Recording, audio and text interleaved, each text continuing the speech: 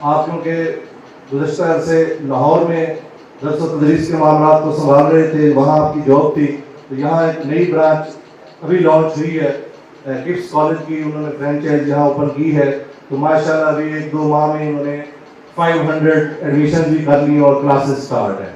تو ایک تو میں اس حوالے سے بھی آپ کو مبارکباد پیش کروں گا کہ آپ نے اچھا فیصلہ کیا، بیک ٹو دا پویلین، کہ آپ اپنے گھر واپس آئے، یہ حاصل پور سے بلانگ کرتے ہیں، تو اور پھر سونے پہ سہاگا کہ ایک اچھا ادارہ ان کو چلانے کے لیے بطور ہیڈ مل گیا، تو ہم دعا گو ہیں کہ آپ علم و ادب کے حوالے سے خدمات بھی سر انجام دیتے رہیں، اور ہم جیسے چھوٹے چھوٹے جو ایک ورکر ہیں، سوشل ورک کرتے ہیں، آپ ان کی حوصلہ افزائی بھی کرتے رہیں، اور یہ آپ کو الوکیل کتاب ایوارڈ حاصل ہو، اس میں بھی آپ کو انہوں نے ایوارڈ بھی گفٹ کیے ہیں، یہ ان کی اعلیٰ ظرفی ہے، اور انہوں نے پہلا جو انٹری کی ہے حاصل پور میں علم و ادب کے حوالے سے، وہ کسی سے ڈکی چھپی نہیں ہے۔ ہم دعا گو ہیں سر آپ کی صحت و سلامتی کے لیے اور آپ کے ادارے کے لیے بھی، ہم کوشش کریں گے کہ آپ کے ادارے جیسے ہم دوسرے اداروں کے ساتھ مل کر کام کرتے ہیں، آپ کے ساتھ بھی ایک اچھا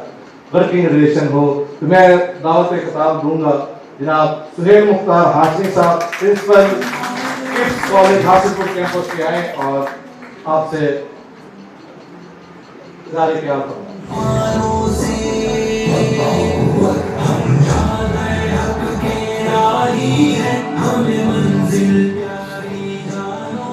الحمدللہ وحدہ والصلاۃ والسلام علی من لا نبی بعدہ۔ السلام علیکم۔ خضر صاحب نے جتنی بھی باتیں کی ہیں ان سب کے جواب میں صرف ایک ہی بات کہوں گا کہ تمام تعریفیں صرف اس پاک پروردگار کے لیے ہیں کہ جو ہمیں ہماری قابلیت نہیں اپنے کرم کی وجہ سے کچھ ایسا عطا کر دیتا ہے کہ آپ بہت سارے لوگوں کے درمیان میں ہوتے ہوئے اسٹیج پہ آ کے کھڑے ہو جاتے ہیں۔ یہ صرف اس مالک پروردگار کی عطا ہے۔ باقی خضر صاحب آپ کا شکریہ، آپ نے واپس حاصل پور آنے پہ جو ہے وہ مجھے ویلکم کیا۔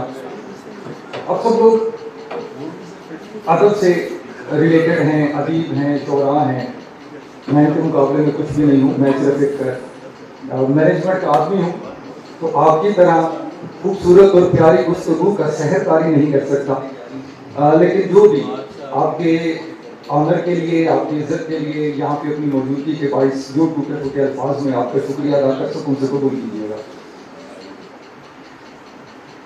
جہاں پہ ادیب اور شاعر کی بات ہوتی ہے تو میرا زندگی میں جو پہلا واسطہ تھا وہ بڑے مشکل ادیب سے پڑا تھا، ممتاز مفتی سے۔ اسٹوڈنٹ دور کے اندر ویسے یہ ممتاز مفتی صاحب کو پڑھنے کے بعد انسان بہت کچھ ایسا سوچنے پہ مجبور ہو جاتا ہے جو کہ آپ اس دنیا کے رہتے نہیں ہیں۔ پھر اس کے بعد اگر شعراء کرام میں آئیں تو بہت سارے نام ہیں، امیر منائی سے لے کر، اور اگر آپ پاکستان کی بات کریں تو بہت سارے شعراء، محسن نقوی ہیں، بہت سارے ہیں۔ تو ادیب اور شاعر وہ ہیں جو صرف کچھ انسانوں کو نہیں بلکہ پوری نسلوں کو متاثر کرتے ہیں۔ اگر آپ کے بارے میں یہ کہا جائے کہ you are the juggler of minds تو وہ بیکار نہیں ہے، آپ جادوگر ہیں، آپ جادو کرتے ہیں، آپ لوگوں کے ذہنوں سے کھیلتے ہیں، آپ ان کے ذہنوں کو متاثر کرتے ہیں، اور یہ کوالٹی دنیا میں بہت کم لوگوں کے نصیب میں آتی ہے۔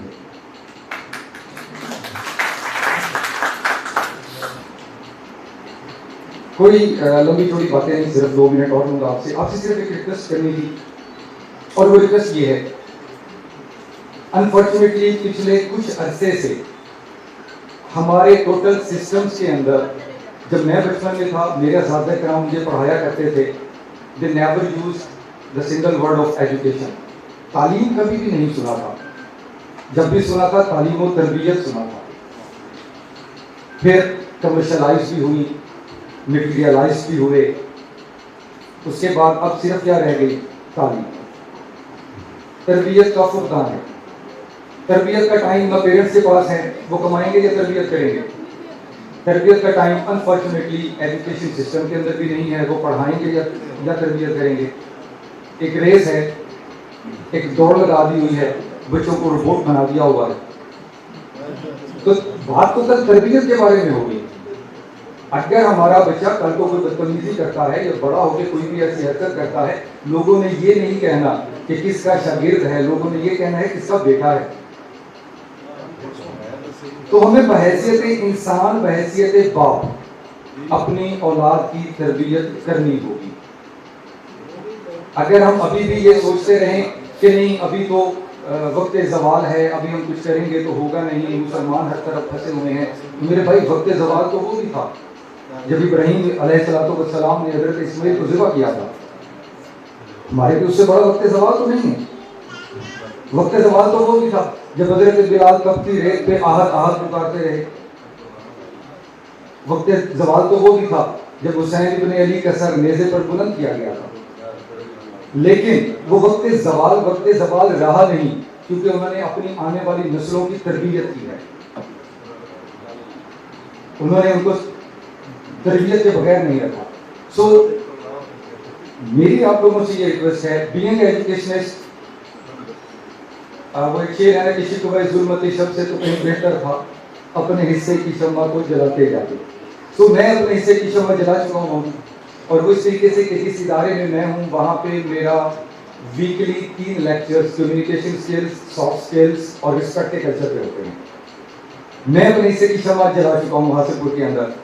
آپ لوگوں سے ریکویسٹ ہے, میں نے آپ کو کہا ہے کہ آپ ذہنوں پر جادو کرتے ہیں, تو جادو کو تھوڑا سا ڈائریکشن دو, رسپیکٹ کے کلچر کی طرف, بچوں کی تربیت کی طرف, اپنی رائٹنگز کے اندر بچوں کے اندر محبت پیدا کریں اسلام کے ساتھ, حضور نبی کریم صلی اللہ علیہ وآلہ وسلم ختمی مرتبت کے ساتھ. انہیں صحابہ کرام کے بارے میں بتائیں, ان کے اندر وطن کی محبت کا جذبہ پیدا کریں. آپ کر سکتے ہیں, آپ پڑھے جاتے ہیں, ہم سنے جاتے ہیں, سنا ہوا فوراً بھول جاتا ہے, پڑھا ہوا کبھی نہیں بھولتا.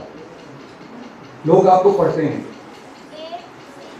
تو ان کے اندر وہ جو تربیت کا ایلیمنٹ